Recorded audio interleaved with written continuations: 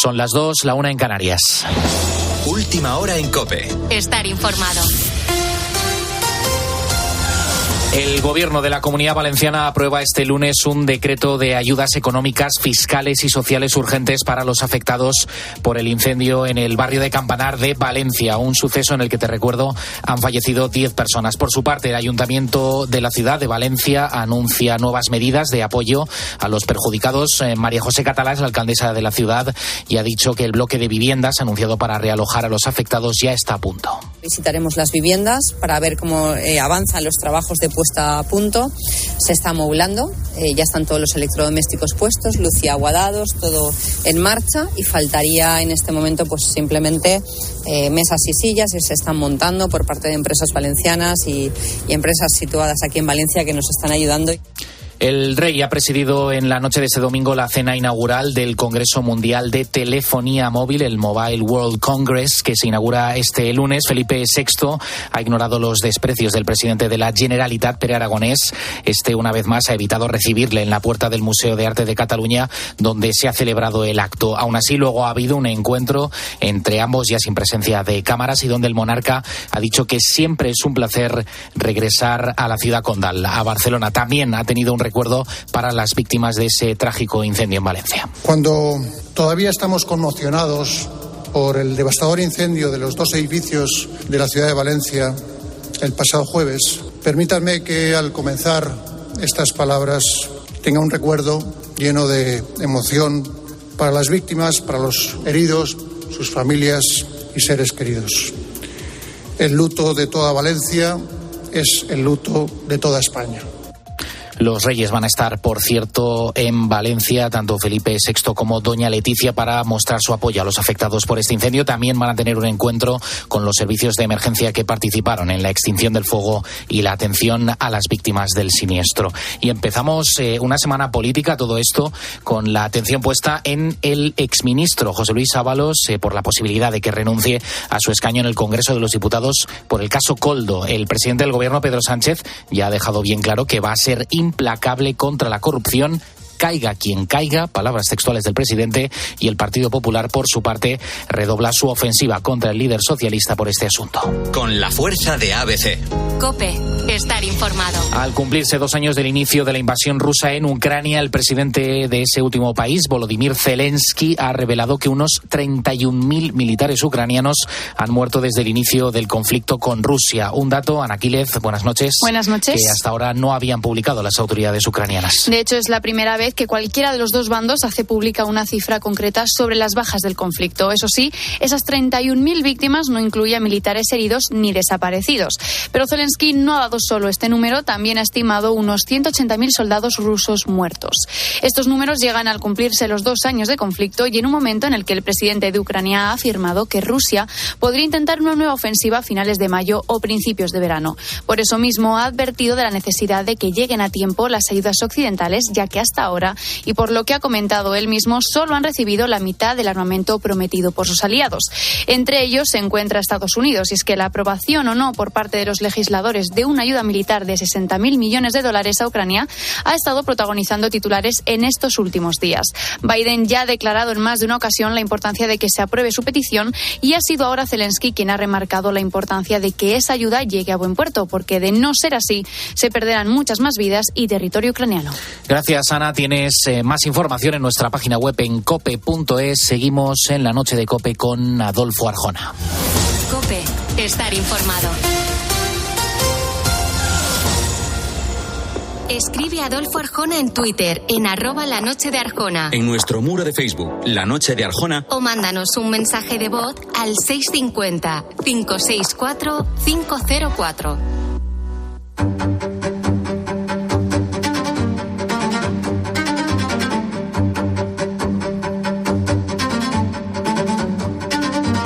Hay familias que legan a sus descendientes millonarias herencias. Otras que dejan como herencia demasiadas deudas.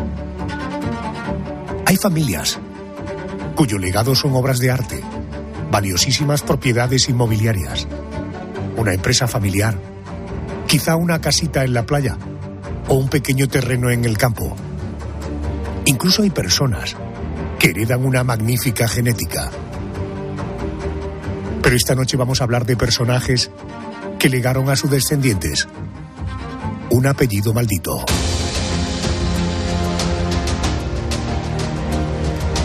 Goebbels, Mengele, Eichmann, Himmler.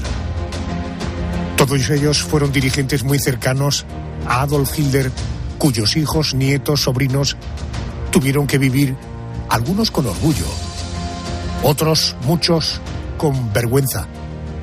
Tuvieron que convivir con un apellido marcado por la barbarie nazi.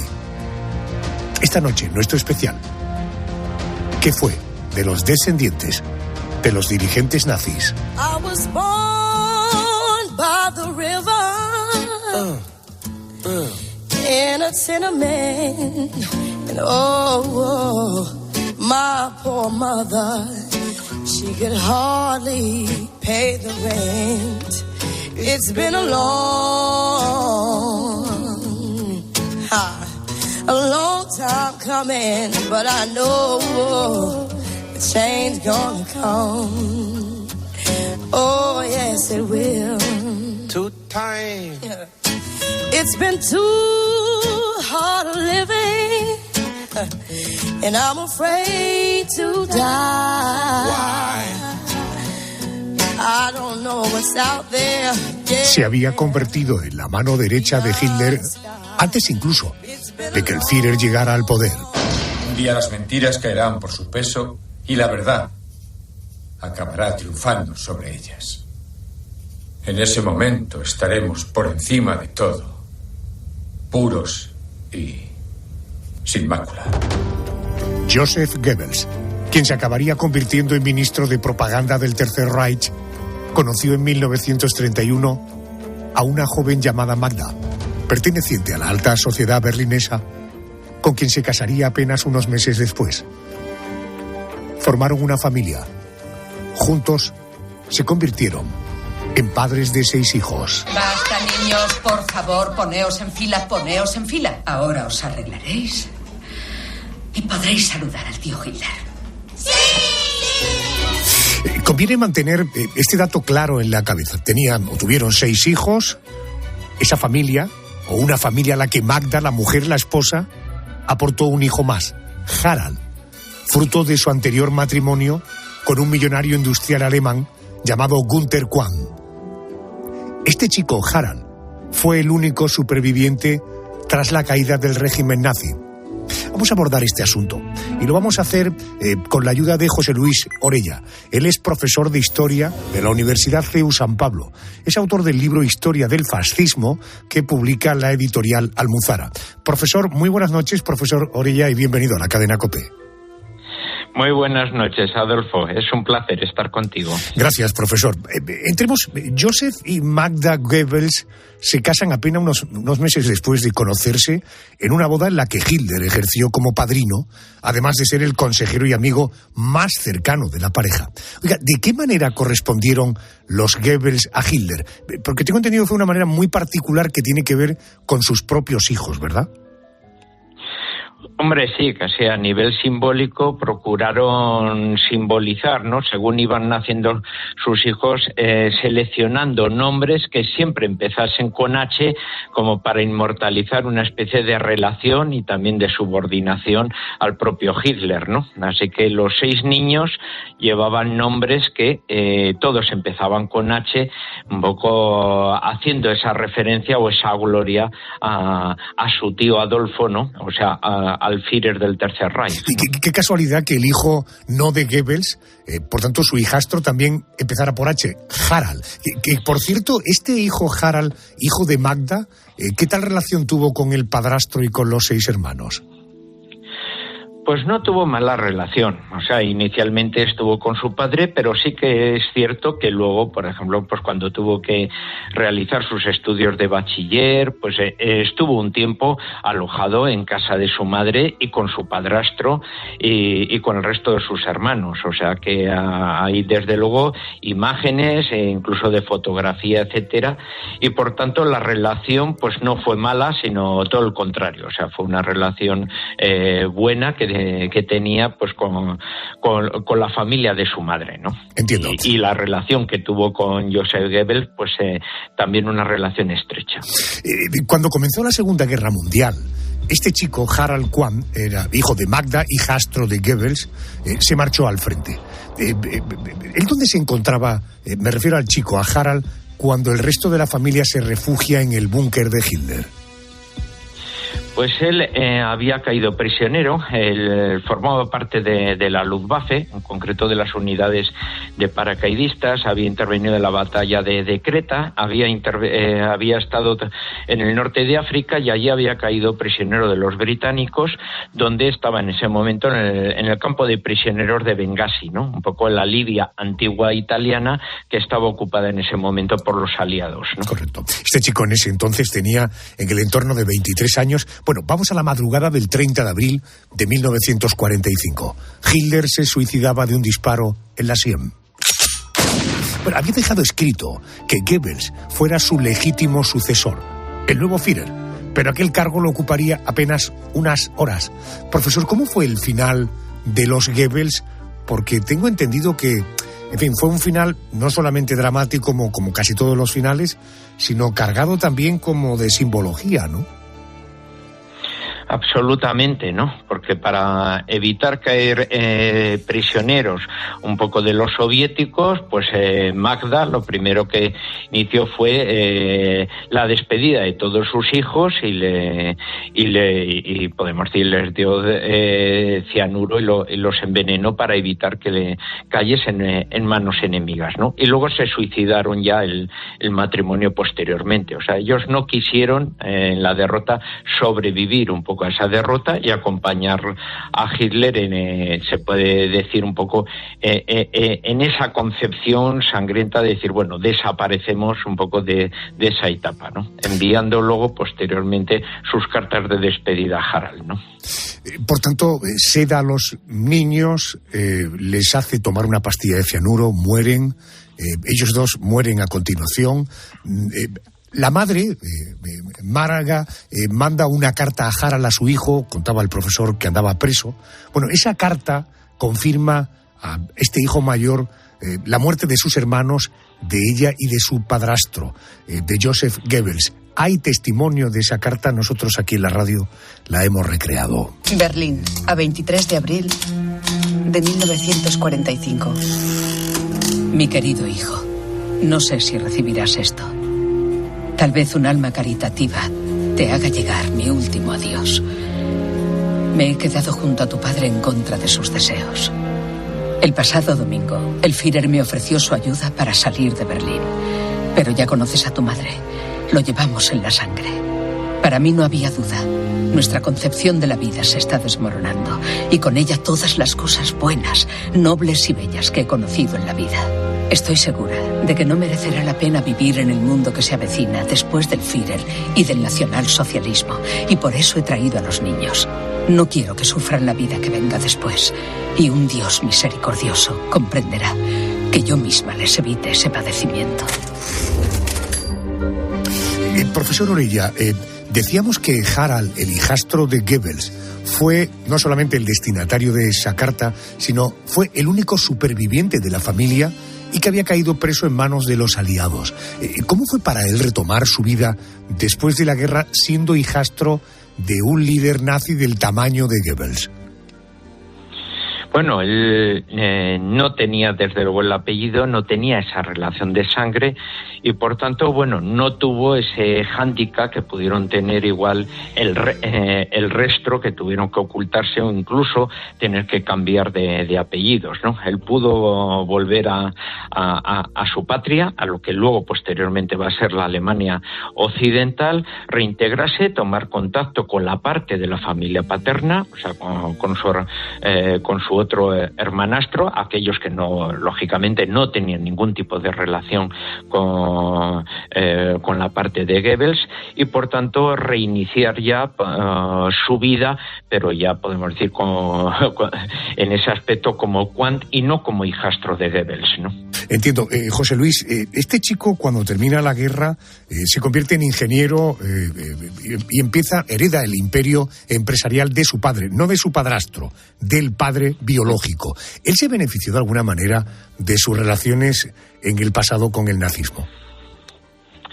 Hombre, hay que tener en cuenta que el nazismo era un estado totalitario, o sea que o voluntariamente o involuntariamente todo el mundo tuvo algún tipo de relación con ese estado, y desde luego aquellos que asumieron o tuvieron una posición beneficiosa, me refiero no solo políticamente sino a nivel económico, pues habían tenido esa cierta colaboración. Caído el nazismo, posteriormente, bueno, pues todos inician una nueva vida, pero todos conservan, se puede decir, ese mismo pecado de origen.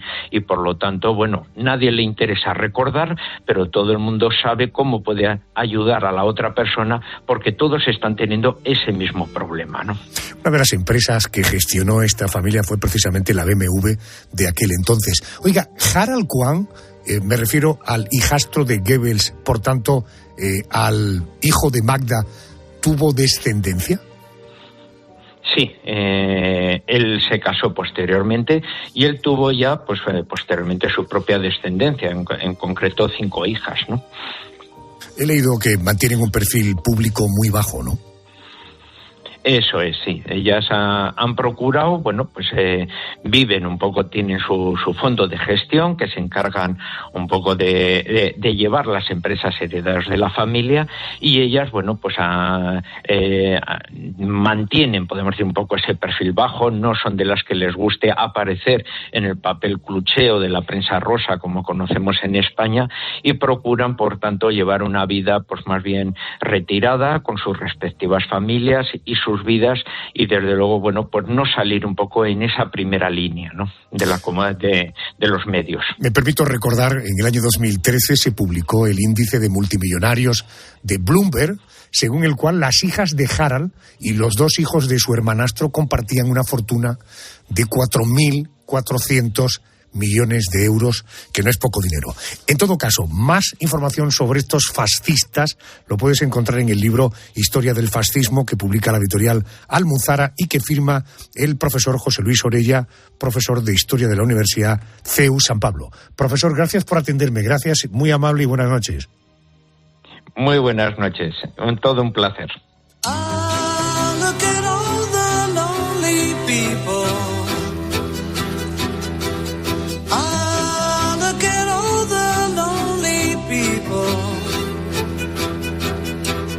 Eleanor Rigby picks up the rice in a church where a wedding has been. Lives in a dream, waits at the window, wearing the face that she keeps in a jar by the door. Who is it for? All the lonely people. Where do they all come from? All the lonely people. Where do they all belong? Father Mackenzie, writing the words to a sermon that no one will hear. No one comes near. El personaje de cuyos descendientes te voy a hablar ahora pasó a la historia con su terrible apodo, el Ángel de la Muerte. Te estoy hablando de Josef Mengele. Carmen Cerván. Mengele, este médico nazi, oficial de las SS, fue uno de los doctores destinados en el campo de concentración de Auschwitz. Cuando nos llamaban para los experimentos, nunca me llamaron por mi nombre, sino por el número A2459. Olvidé mi nombre, Kleiman Joseph. Pero el nombre de Mengele no lo podía olvidar. Mengele era una de las personas que decidía a qué prisioneros había que ejecutar. Cuando llegaban allí, él con su vara señalaba a los que consideraba aptos para ser esclavos y a aquellos que irían directos a la cámara de gas. También elegía a otros presos que se convertirían en sus conejillos de indias, porque él fue el responsable de los experimentos más atroces de la Alemania de Hitler. Ruth Elliot, superviviente de Auschwitz. Di a luz en Auschwitz y él dio la orden de que me ataran los pechos porque no se me permitía amamantar a mi bebé. Mengele estaba haciendo un estudio científico sobre cuánto tiempo podía resistir sin alimentos una niña recién nacida. Tardó 7 días.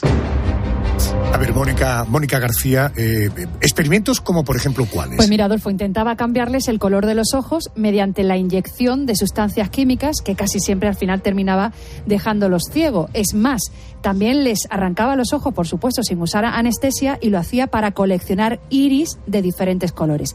Pero es que les amputaba partes del cuerpo para saber en qué momento fallecían por la pérdida de sangre. Es más, les extirpaba fragmentos de la médula espinal dejándolos inválidos. O simplemente los sometía a cambios de presión extremos. Algunos morían por la presión en el cerebro, otros caían directamente en tal estado de locura que ellos mismos arrancaban los ojos, la piel y el pelo. Tras la Segunda Guerra Mundial, Joseph Mengele huyó a Argentina. Tras pasar por varios países, acabó instalado en Brasil.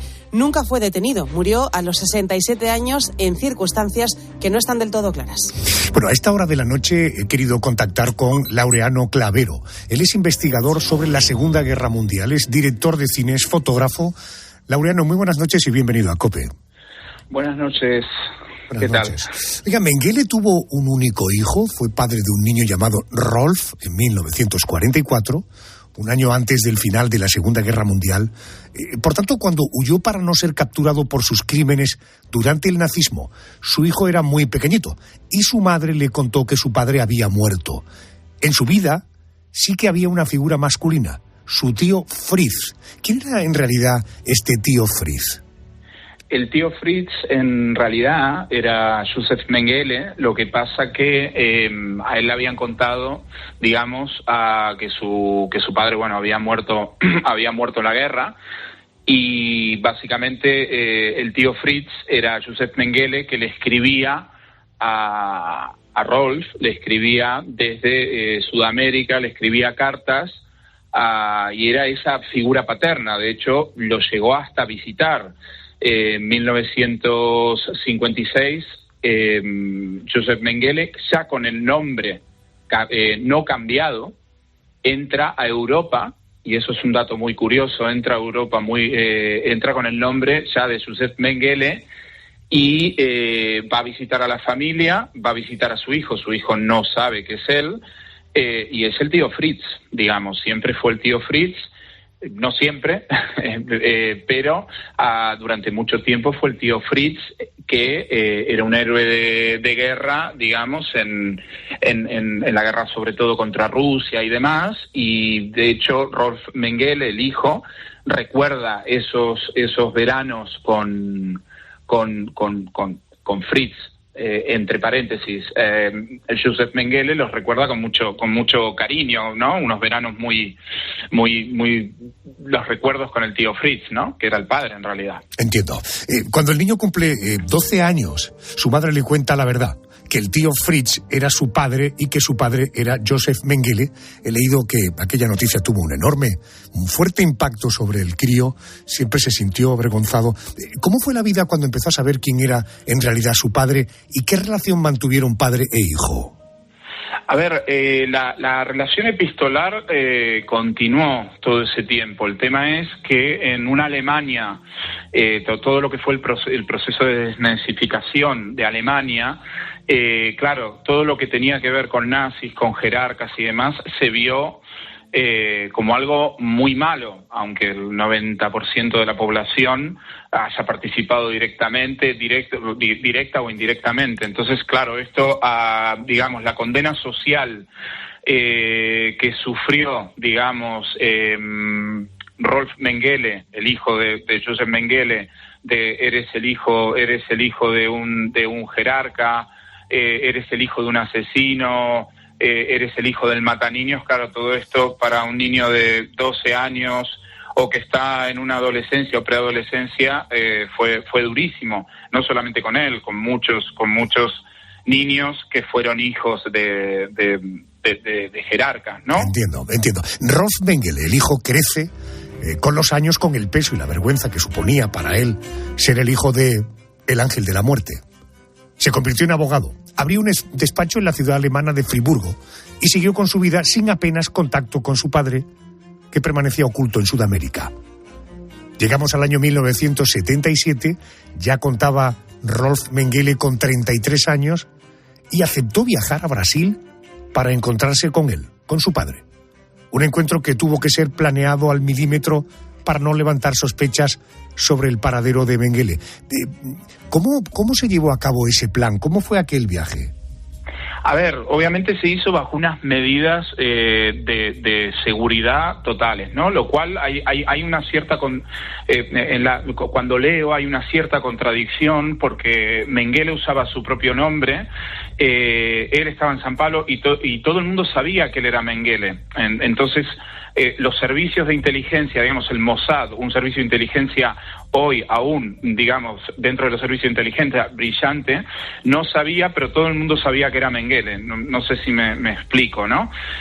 A ver, Mengele tuvo varios nombres, Fritz Hollmann, Helmut Gregor, murió con el nombre de Wolfgang Gerhard, pero este encuentro, a los 33 años, el hijo, Rolf Mengele, decide ir a, digamos, a hacer una visita bajo unas medidas de seguridad dictadas por su padre. Tenía que viajar a Brasil, de ahí estar unos días dando vueltas por Brasil para evitar, para darse cuenta si lo estaban siguiendo. Una vez que se asegurara que no lo seguía nadie, coger varios taxis a diferentes lugares, y finalmente lo esperaba un Volkswagen, él mismo lo dice, todo estartalado, con el matrimonio que, digamos, le dio cobijo durante mucho tiempo, un matrimonio obviamente alemán, curiosamente un Volkswagen, ¿no? Es el que lo lleva a una casa que él consideró como como un rancho, ¿no? Como se diría en Sudamérica, una casa muy humilde, y ahí él es donde se encuentra con su padre, lo cual él confiesa que no sintió absolutamente nada en el abrazo, y que sí, Joseph Mengele se emocionó.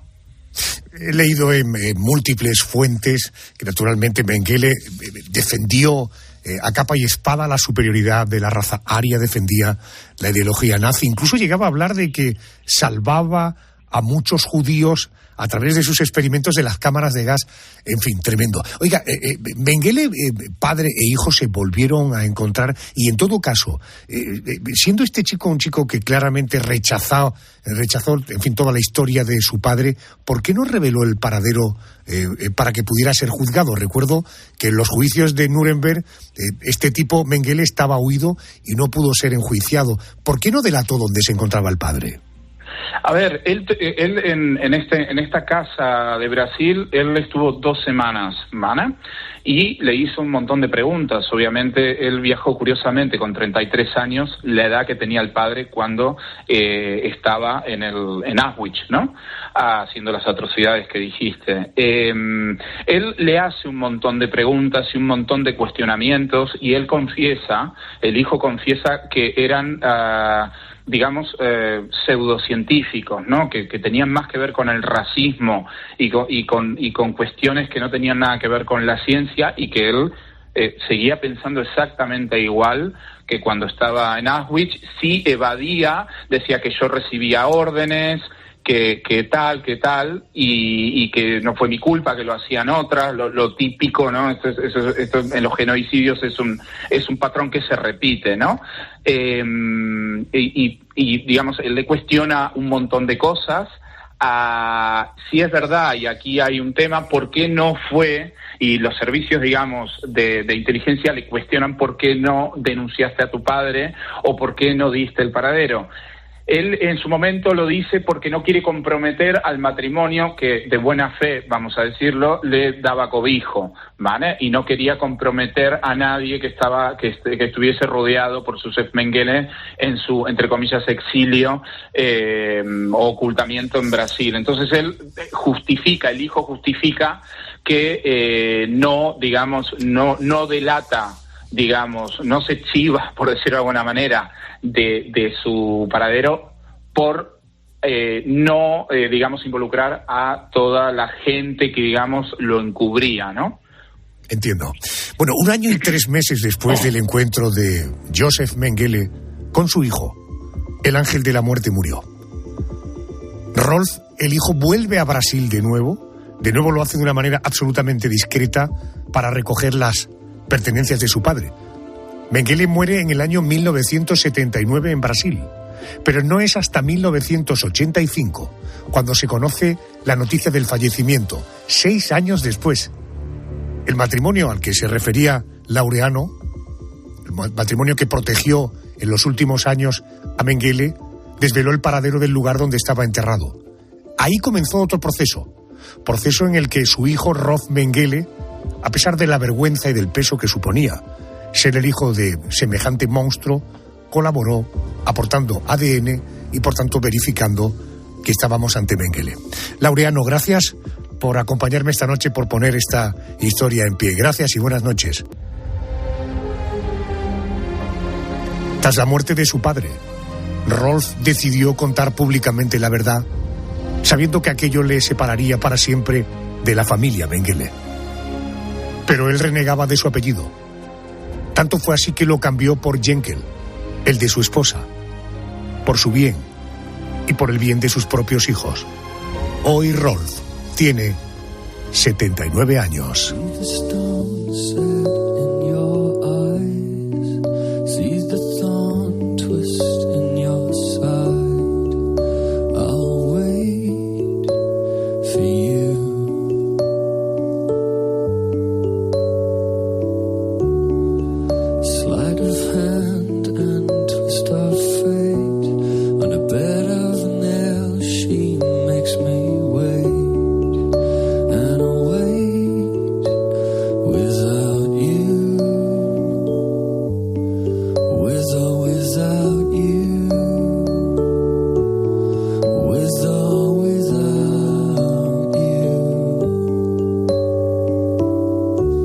Esta noche estamos en este especial dando un repaso a aquellos descendientes de personajes nazis que vivieron con pena, con gloria, con peso, con beneficios, la vida posterior. En todo caso, déjame porque ahora te quiero hablar de la Operación Garibaldi.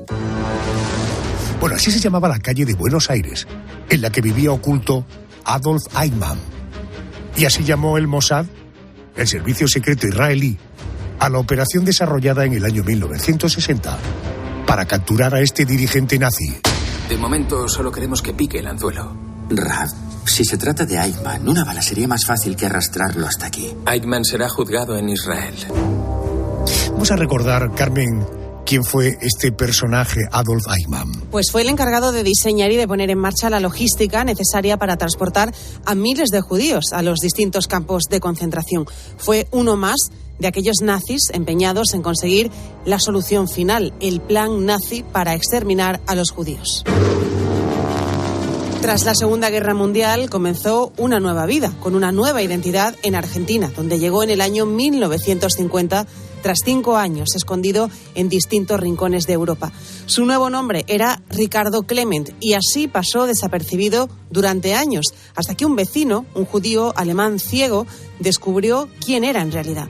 Una información que tras unas semanas de seguimiento confirmó el cazador de nazis Simon Wiesenthal. Se acabó, acepto mi suerte. Me llamo Adolf Eichmann. Para conocer más detalles sobre este asunto ya tengo en línea a Ernesto Boslaski. Él es historiador, ha participado en el documental Mi vecino alemán, año 2016, sobre la estancia de Eichmann en Argentina.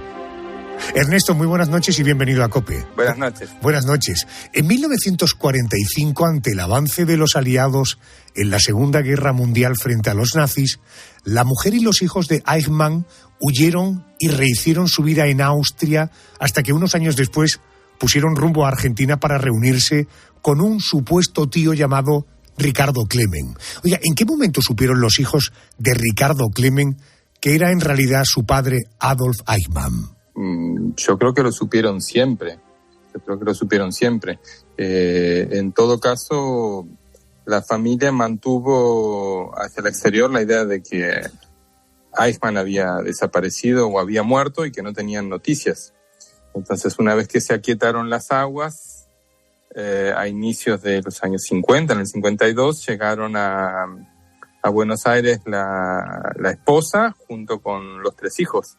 Klaus, Horst y Dieter. Ernesto, ¿cómo era la vida de la familia en Argentina? ¿Hacían vida normal? ¿Vivían cómodamente? Bueno, en ese sentido los Eichmann tuvieron una estrategia bastante diferente de la que habían tenido otros criminales de guerra, porque esencialmente la idea de Eichmann era que tenía que pasar lo más desapercibido posible. Entonces su vida fue realmente no solo muy gris, sino también una vida de ciertas penurias económicas. Él tuvo varios empleos, nada demasiado, algunos más prestigiosos que otros, pero en algunos fines de semana se dedicaban a vender jugos en uno de los puertos cerca de la ciudad de Buenos Aires a los turistas. Entonces digamos que tuvo una vida bastante gris, de manera tal de pasar desapercibido frente a los radares de quienes buscaban nazis, ¿no? Entonces diría eso, que fue una vida un poco gris. Entiendo. Ricardo Klement, es decir, Adolf Eichmann, un hombre que trabajó como mecánico en un taller, como decías, vendiendo zumos de fruta en una fábrica alemana, hasta montó su propia tintorería. Hacía lo que se dice una vida absolutamente normal, igual que sus hijos. Fue un vecino quien descubrió que Ricardo Klement era en realidad Adolf Eichmann. ¿Quién era este hombre? ¿Cómo llegó a esa conclusión y qué tuvo que ver en esto uno de los hijos precisamente del dirigente nazi? Sí, bueno, uno de los hijos, creo yo, si no recuerdo mal, me parece que era el mayor, Klaus, tenía una novia. Y para jactarse un poco frente a la novia, le contó que su padre había sido algo así como un héroe de las SS y le mostró el uniforme que tenía su padre en la casa. Y la joven se lo advirtió a su padre, también una persona de origen judío que había escapado de Alemania oportunamente, y le contó que el apellido era Eichmann, y este hombre ató cabos, sabía que efectivamente había desaparecido de la Europa de posguerra Eichmann, y él se puso en contacto con autoridades de la comunidad judía en Buenos Aires y estas con el Mossad, que lo que hicieron fue enviar agentes para confirmar la identidad de Klement. Correcto. Y a partir de ahí la historia se conoce. Secuestran y trasladan a Israel a Eichmann. Exactamente. Correcto. Sí, pero resultaba inverosímil. Que uno de los sujetos de mayor responsabilidad en el desarrollo y la aplicación del genocidio fuera efectivamente un tipo tan intrascendente como este, que iba y venía en bus del trabajo a su casa, que vivía en una casa que él mismo había construido junto con sus hijos en los fines de semana. Entonces, tardaron un tiempo en reconocerlo porque efectivamente había una incongruencia entre las expectativas sobre el sujeto y su estándar de vida. Correcto. Ernesto, hoy estamos hablando en este especial que hacemos en la cadena COPE sobre los descendientes. Vamos a conocer algunos aspectos de la vida de estos descendientes del dirigente nazi Adolf Eichmann. Klaus y Adolf, los dos hijos mayores, ¿cómo reaccionaron a la captura de su padre? ¿Ellos compartían su ideología nazi? La información que yo tengo es a partir de la vigilancia que sobre los hijos de Eichmann hizo la policía de la provincia de Buenos Aires, que tiene un enorme archivo de inteligencia y vigilancia policial. Lo que se sabe es que después del secuestro de Eichmann padre, tanto la esposa como los hijos empiezan a ponerse en contacto con las redes de nazis y de criminales de guerra, colaboracionistas en América y en Europa para ver si alguien sabía algo de lo que había ocurrido. Recordemos que el momento en el que se blanquea que Eichmann está en Jerusalén no es inmediatamente después del secuestro, sino que lleva un tiempo. Entonces, los Eichmann están obligados a abandonar el escondite para tratar de encontrar al padre.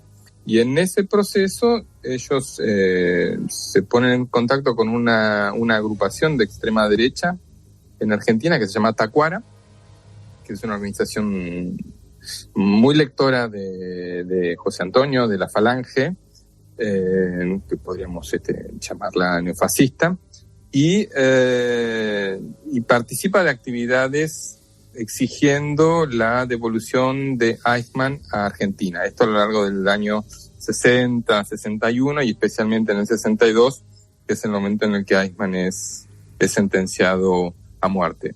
Los dos hijos mayores participan, de hecho, de una pequeña organización neonazi, que es el Frente Nacional Socialista Argentino. Editan una publicación llamada Rebelión. Y, según señala la policía, son los responsables de algunos atentados en sinagogas en el noroeste, en el norte del conurbano de la ciudad de Buenos Aires. Como veis, los dos hijos mayores siguieron la estela del padre. Ernesto, del tercer hijo de Eichmann, Dieter, se sabe muy poco. Hace unos años los medios argentinos publicaron que seguía vivo, que vivía en un apartamento cerca de la calle Garibaldi, donde el Mossad capturó a su padre. El cuarto hijo del nazi, su hijo menor Ricardo, es el único de los cuatro que nació en Argentina. ¿Este también es el único que condenó públicamente el pasado nazi de su padre?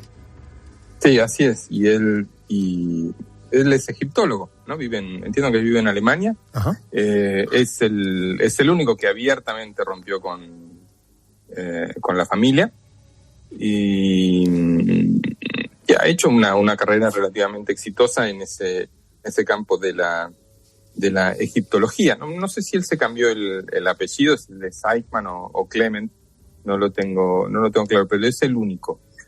Una de las nueras de Eichmann hace algunos años había hecho algunas declaraciones por redes sociales de exaltación del padre de su esposo, no sé si era de Dieter, pero hasta allí llegan. Yo vi algunas cartas que la viuda de Eichmann le envió a familias amigas de Buenos Aires, incluso algunas cartas de uno de los hijos que estaban viviendo en Alemania en fines de los años 60 y estaban vinculadas a algunas de las redes neonazis. Entiendo. Sí, esta nuera de la que hablas, apodada la gringa, ex mujer de uno de los hijos mayores de Adolfo, esta tipa, yo le he leído afirmaciones como no fueron tantos como dicen, referido a los muertos. El mundo entero conoce la versión de los judíos y no de los alemanes, ¿no? Y efectivamente el hijo pequeño, en la única entrevista que se ha publicado, leo entrecomillado, decía: me siento conforme con el proceso, el juicio del padre, y con la sentencia, fue a muerte, como comentaba Ernesto Boslaski, y como adulto no tengo nada en común con él referido a su padre. Ernesto, gracias por ayudarme a poner en pie esta historia de los descendientes de Adolf Eichmann. Gracias y buenas noches. No, buenas noches, Adolfo. Muchas gracias por el tiempo. Hasta luego. Adolf Eichmann, uno de los principales responsables del Holocausto judío. Dicen que fue el arquitecto del Holocausto judío. Fue juzgado en Israel, condenado a muerte por sus crímenes y ejecutado en la horca el día 31 de mayo de 1962.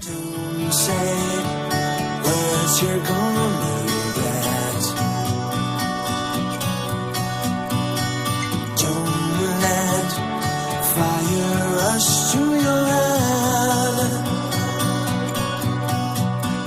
I've heard the accusations before, and I ain't gonna take any more. Believe me, the sun in your eyes makes some of the lies worth believing. I am the eye in the sky, looking at you. I can read your mind.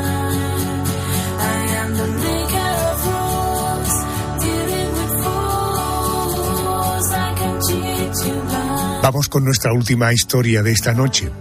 Te voy a hablar del comandante en jefe de la SS, la organización paramilitar al servicio de Hitler y la seguridad del régimen. Te hablo del jefe de la Gestapo, la policía secreta de los nazis. Fue uno de los hombres de confianza de Hitler y el principal responsable de la persecución de opositores al nazismo y del exterminio judío. Te estoy hablando de Heinrich Himmler, el número 2 de la jerarquía nazi después del Führer. Hacia el fin de la guerra, Himmler traicionó al Reich y quiso mediar en el proceso de paz para salvar la vida pero fue rechazado. Himmler, desde Lübeck, ha hecho una oferta de capitulación a los aliados a través del conde Bernadotte. Himmler. ¡Es inaudito! ¡Ha tenido que ser Himmler! Mi Führer. El más leal de los leales. Himmler acabó suicidándose en 1945 tras la caída del régimen nazi, y lo hizo al ingerir una cápsula de cianuro mientras era custodiado por los aliados. Vamos a conocer más detalles. Me atiende a esta hora Juanjo Ortiz, es creador del blog sobre la Segunda Guerra Mundial, El Cajón de Grissom, un referente en la divulgación de la Segunda Guerra Mundial. Es autor también del libro Episodios ocultos de la Segunda Guerra Mundial, que publica la editorial Pinolia. Por tanto, es todo un placer recibirte, querido Juanjo. Buenas noches. Hola, buenas noches, Adolfo. Muy buenas noches. Oye, los documentos históricos apuntan a que Himmler tuvo varios hijos, pero solo una hija legítima, la que tuvo con su esposa Margaret, una niña rubia de ojos azules, que era la perfecta imagen de la raza aria, Gudrun Himmler, quien se refería a Hitler como el tío Adolf. ¿Cómo fue la educación y cuál era la relación con su padre? Bueno, pues Gudrun siempre fue criada bajo el ideario nazi. De hecho, vivió toda su infancia dentro del régimen. De hecho, cuando solo era una niña, no solo su imagen fue utilizada como propaganda, porque encajaba perfectamente con el canon de la raza aria. De hecho, apareció numerosas fotos con su padre que se usan como propaganda. Lo cierto es que su padre, claro, era uno de los más importantes de la jerarquía nazi. De hecho, era, digamos, el segundo más importante. Y por eso no lo vio mucho, pero realmente sentía una auténtica veneración por él. Su padre se refería a ella como muñequita. Y bueno, aunque su padre renegaba realmente del cristianismo, pues una de las cosas que hacía siempre que estaba con ella era rezar justo antes de acostarse. Madre mía, el cinismo, en fin, infinito. Vamos a trasladarnos a principios de la década de los 40. Heinrich Himmler llevó a su hija, que entonces tenía 11 años, a visitar el campo de concentración de Dachau. Bueno, sobre aquella visita, la pequeña, hemos rescatado el texto y naturalmente lo hemos dramatizado. La pequeña dijo: hoy hemos estado paseando por el campo de concentración y papá me ha enseñado la huerta donde crecen las lechugas y los cereales. Después hemos visto los cuadros que han pintado los prisioneros. Eran muy bonitos. Y al final hemos almorzado muy bien. Propio de una cría de esa edad. Juanjo, cuando Himmler murió, su hija tenía apenas 15 años. Ella y su madre huyeron a Italia, pero acabaron capturadas y pasaron varios años retenidas. Tras su liberación, la niña Gudrun retomó su vida en la Alemania de la posguerra. ¿En qué medida a esta chica le pesó su apellido? Bueno, pues fíjate, le pesó inicialmente en los mismos juicios de Nuremberg. De hecho, se vio obligada a testificar en varios casos relacionados con su padre. Y la verdad es que al principio su apellido fue un lastre, le supuso incluso perder algún trabajo precisamente por ello. Pero bueno, la verdad es que al final su apellido le sirvió para irse rodeando de dirigentes nazis y se unió a una organización, digamos, secreta, que se llamaba Ayuda Silenciosa. Perdón por mi alemán, pero se llamaba Stille Hilfe. Y en ella fue un miembro muy prominente, o sea, tuvo muchísima importancia. Y en este grupo secreto, pues vamos, se dedicaban a dar apoyo legal y a darles dinero a antiguos miembros de las SS, como por ejemplo podía ser Klaus Barbie, el carnicero de Lyon. Y además, incluso el hecho posiblemente de que fuera hija de quien era, pues significó que, según publicó, creo recordar, el diario Bild, que fue incluso contratada por el Servicio Federal de Inteligencia, el BND, en los años 60, usando un nombre falso. Y bueno, la verdad es que en esas épocas se casó con un periodista y tomó el apellido de él, que era Burwitz. Por lo tanto, ya no se llamaba Gudrun Himmler, sino Gudrun Burwitz. Oye, ¿la hija de Himmler renegaba de su padre o defendía su figura? Bueno, pues la verdad es que en absoluto renegó de su padre y de su apellido, aunque luego utilizó el apellido de su marido. siempre fue una ferviente nazi. Y de una entrevista que dio a finales de los 50, creo que fue en 1959, y me parece incluso que fue la única que llegó a dar, pues dijo que haría todo lo posible por limpiar la reputación de sus padres como uno de los más grandes genocidas de la historia. De hecho, siempre negó los crímenes de su padre y, por supuesto, el Holocausto. Como ya bien habéis dicho, resulta que llegó a visitar varios campos, y entre ellos pues el campo de Dachau cuando tenía los 12 años. Y habéis visto cómo ella lo cuenta claramente en su diario. En el año 2018 esta señora Gudrun Himmler, la hija de Himmler, muere a los 88 años. Fíjate, la apodaban la princesa nazi. Tengo entendido, por lo que me han contado, Juanjo, que tú has conocido a algún miembro de la familia Himmler, ¿no? Sí, tuve la ocasión de conocer en un viaje a Berlín a Katrin Himmler, que es sobrina nieta de Heinrich Himmler. ¿Y cómo hablaba esta chica de su familia? ¿Qué suponía para ella tener un apellido como el apellido Himmler? Pues hombre, la verdad es que para ella, pues bueno, tener un apellido de ese tipo, bueno, no llegó a conocer a su abuelo, por lo tanto tampoco conocía mucho de la historia, ya que en realidad en su familia tampoco se llegaba a hablar demasiado, aunque sus padres la verdad es que nunca lo ocultaron nada, pero por ejemplo en el caso de su abuela, cuando intentó hablar con su abuela del tema, pues la verdad es que su abuela callaba y simplemente pues se ponía a llorar, ¿no? Por recordar pues lo que pasaba entonces. También es verdad que había otros familiares que la verdad es que para ellos toda esta historia quedaba cerrada, era una cosa que había pasado y había que olvidarla. Pero para otros era un verdadero orgullo tener este tipo de antecedentes, como pasaba por ejemplo con Gudrun, ¿no? Y lo cierto es que con estos familiares que sí sienten orgullo de ese pasado nazi, la verdad es que no mantenía, al menos entonces, ningún tipo de relación con ella.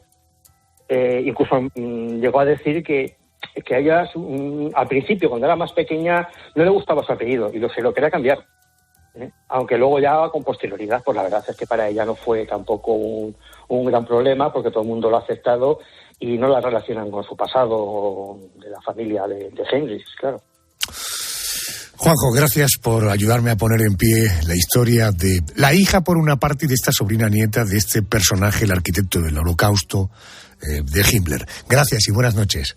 Buenas noches, un abrazo. Hemos conocido al hijastro Goebbels, un hombre rico tras heredar el imperio empresarial que su verdadero padre creó al albur del nazismo. Hemos descubierto que el hijo de Mengele siempre renegó de su padre por sus atrocidades en los campos de concentración. Hemos sabido que fue de los hijos de Eichmann, uno de esos dirigentes nazis más buscados a quien el Mossad capturó en los años 60.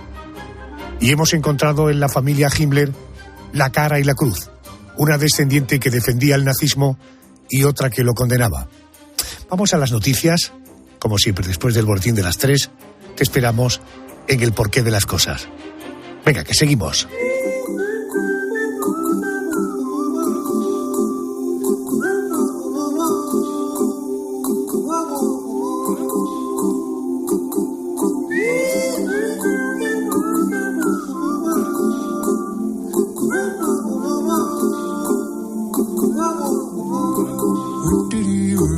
Dame tiempo, que no estoy en mi mejor momento, pero yo mejoro de a poquito, sí. Hoy estoy down, pero yo sé que mañana será más bonito, diferente, otra vibra, otro ambiente. Hoy estoy en menos 20, pero me recargo de mi gente mientras me curo del corazón. Hoy salgo pa'l mar a aprovechar que hay sol. Está bien no sentirse bien, es normal, no es delito. Estoy viva, manda, necesito, y mientras me curo del corazón, hoy salgo pa'l mar a aprovechar que hay sol. Está bien no sentirse bien, es normal, no es delito. Y mañana será más bonito. Salud, porque tengo a mis padres bien y a mis hermanitas también. Hoy no estoy al 100, pero pronto se me quita. Con cervecita y buena musiquita, los panas de visita. Se me van los males, aunque estar mal es normal, todo se vale. Que no me falte la salud, ni pa' mí ni pa' mi crew, ni que me falte bien los instrumentales. Ya con eso tengo, a veces ya no sé pa' dónde voy, pero no me olvido de dónde vengo. Yo sé lo que soy y lo que seré. Por eso es que la fe me tengo. No necesito más, solo amor, dame tiempo. Yo me sano con tu compañía. Esa paz que me das, en otro no la encuentro, no. Por eso yo quiero de tu beso pa' que me cure en el corazón. Hoy salgo pa'l mar a aprovechar que hay sol. Está bien no sentirse bien, es normal, no es delito. Estoy viva, mana, necesito y mientras me curo del corazón. Hoy salgo pa'l mar a aprovechar que hay sol. Está bien no sentirse bien, es normal, no es delito. Y mañana será más bonito. Mientras me curo del corazón.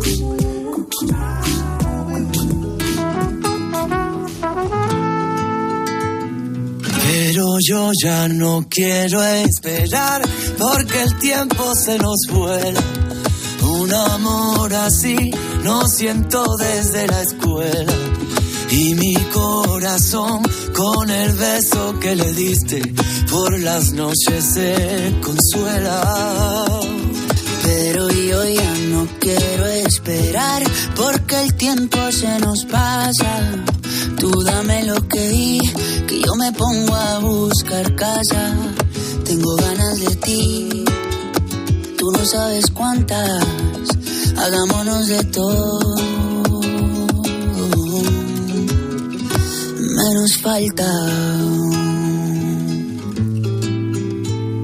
Te he imaginado en el coche y te imagino en la playa. Tu mojadita en salitre y yo siendo tu toalla. Tú con mi camisetita que te sirve de pijama, la que te pones de noche y te quito a la mañana. Pero yo ya no quiero esperar porque el tiempo se nos vuela. Un amor así no siento desde la escuela. Y mi corazón con el beso que me diste por la noche se consuela. Pero yo ya no quiero esperar porque el tiempo se nos pasa. Tú dame lo que y yo me pongo a buscar casa.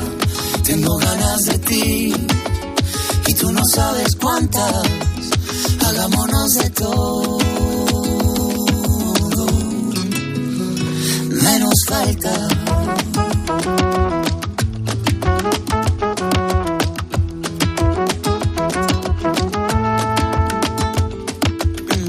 Si a ti también te pasa por la cabeza, hay cosas que se hacen que no se piensan, y tú eres una de ellas. Si a ti también te pasa por la cabeza, hay cosas que se hacen que no se piensan, y tú eres una de ellas. Si a ti también te pasa por la cabeza, hay cosas que se hacen que no se piensan, y tú eres una de ellas, yeah. Si a ti también te pasa por la cabeza, hay cosas que se hacen que no se piensan. Adolfo Arjona. La noche. COPE. Estar informado. Soy de Tiempo de Juego y cuando saludo digo ¡hola, hola! Soy de Tiempo de Juego y sé que con Paco, Lama y todo el equipo las risas están aseguradas. Se ha traído Miguelito unos anteojos. Ah, sí, míralo. Me los estoy poniendo. Hay que venir preparado. Paco, con esto es que ven menos todavía. Este martes, más deporte, hola, hola y risas. Desde las 9 de la noche, la vuelta de las semifinales de la Copa del Rey. Real Sociedad Mallorca. Pero Paco, como teníamos los prismáticos al revés, no veíamos lo que pasaba. Tiempo de Juego con Paco González, Manolo Lama y el mejor equipo de la radio deportiva. El número 1 del deporte. Y recuerda, la información también continúa con Ángel Expósito y la linterna en COPE+, Onda Media, cope.es y la aplicación móvil. Hay historias sorprendentes. Pues además de con el famoso polígrafo, en la Universidad de Granada creen que se puede pillar a un mentiroso de otra forma. Y por eso están llevando a cabo un estudio con el objetivo de mejorar los métodos para detectar mentiras. Generalmente va vinculado la parte verbal con la parte corporal. Y eso es lo que hay que intentar ver y analizar. Y te las cuenta Pilar García Muñiz de lunes a viernes de 1 a 4 en Mediodía COPE. ¿Sabes qué es el branded content? ¿O cómo será el mundo cookieless? Si tienes preguntas sobre comunicación publicitaria, visita comunicatalks.com, un espacio de la Asociación de Agencias de Medios creado para resolverlas. Porque saber comunicar es una parte muy importante de tu empresa y también de la nuestra. Agencias de Medios, para que la comunicación funcione.